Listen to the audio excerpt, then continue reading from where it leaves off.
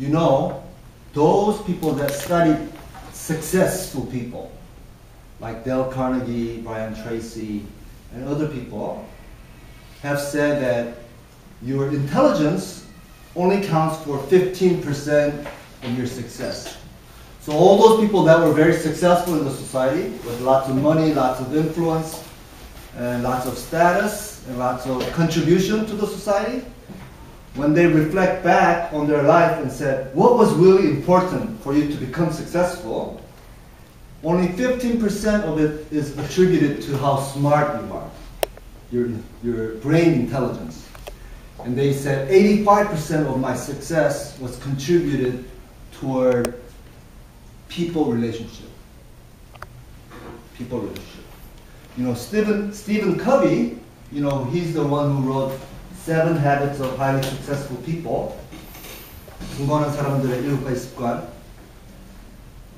He said that we have to develop 4 intelligences. One is a body intelligence. We have to have a strong body, an attractive body, and body with high energy, right? And then we have to have high capacity brain. Smart. We have to be smart. But if we combine both of these things together, the most important part is the emotional intelligence.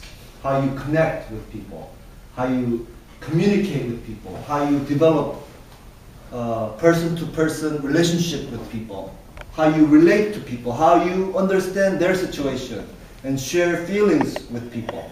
And then on top of that, he said you have to have a spiritual intelligence.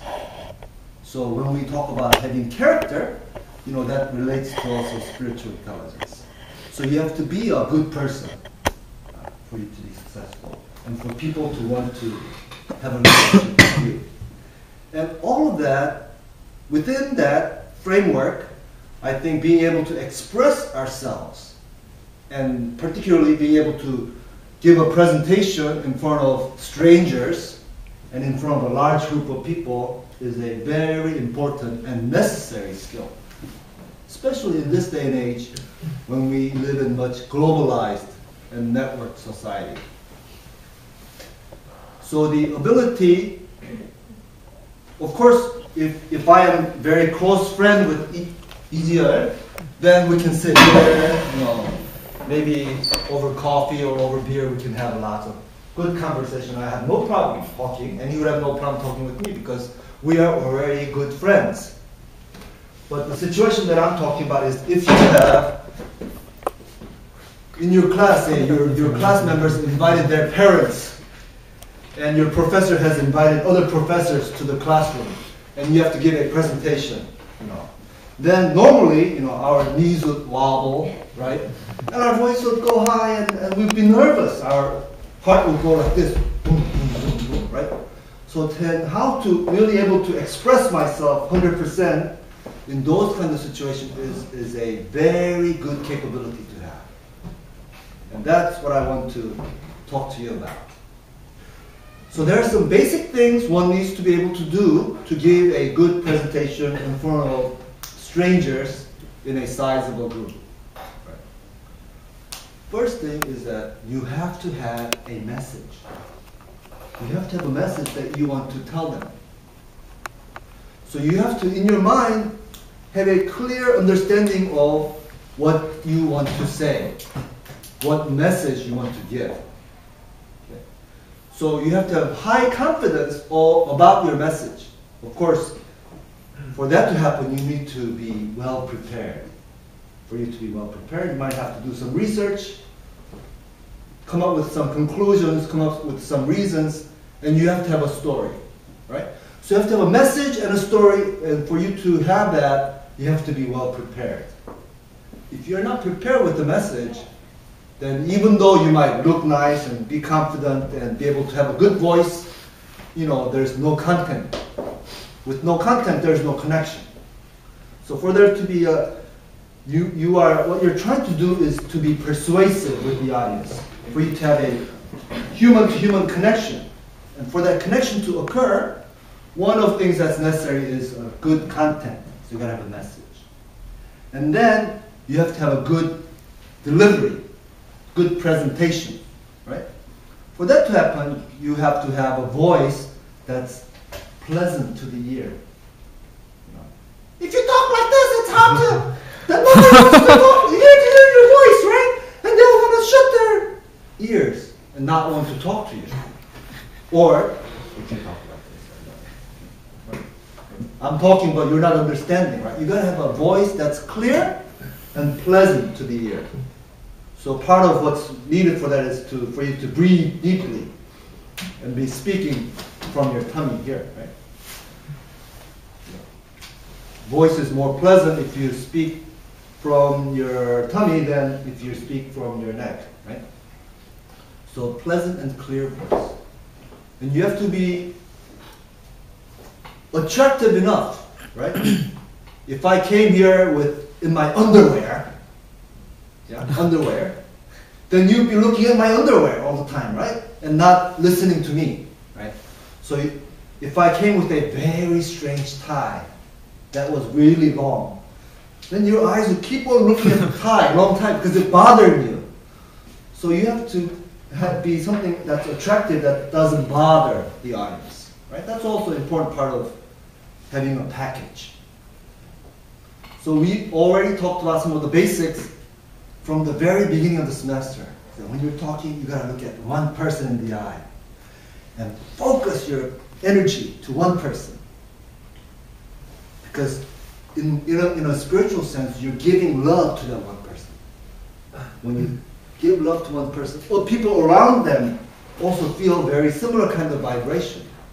It's a good way to multiply your energy. Otherwise, if you're looking at the clock and talking to the people, then the energy is very diverted and it loses power. So for you to have power, you gotta look at one set of eyes at a time until you finish that thought, right? See? I looked at Jung Seung-min and he smiled and I smiled. So if you smile, there's some chance, good chance that the other person will smile or other people will. So you have to project a positive energy, right?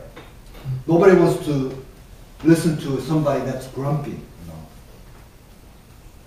who wants to finish this up right away. They don't want to be standing up here talking to you. So you gotta have a bright face and a smiling face, and be positive. So that's part of your package, and that's part of your delivery.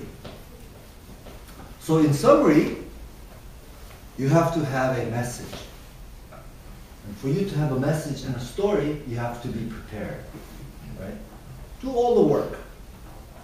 If you don't do the work, I mean, if you don't study for a test and you hope to get a good grade on a test, that's stupid and crazy, right? So for you to give a good presentation without doing the preparation work to have a message and a story is stupid and crazy. So that's a must-have step. Second step is that there are many actions, physical actions that you can do. You can step up to the audience to get their attention. You can look and left and focus on one person. And then you can look the other person and focus on one person. You have to have a nice voice that projects and that's clear. And you can use hand gestures to make a point clear to the audience. All of these things. Things that you shouldn't do, right? I mean, you shouldn't be doing like this, you know, showing how nervous you are. So there's a lot of things you can do to overcome your nervousness. One of that is to take a deep breath.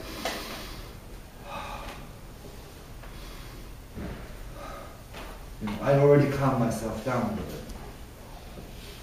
And then you need to be an attractive person. So part of secret to being an attractive person is that they have to like you. They have to like you. Looking at you and looking at how you talk, how you present, they have to like you. And one secret for other people to like you is that you have to like yourself. Remember?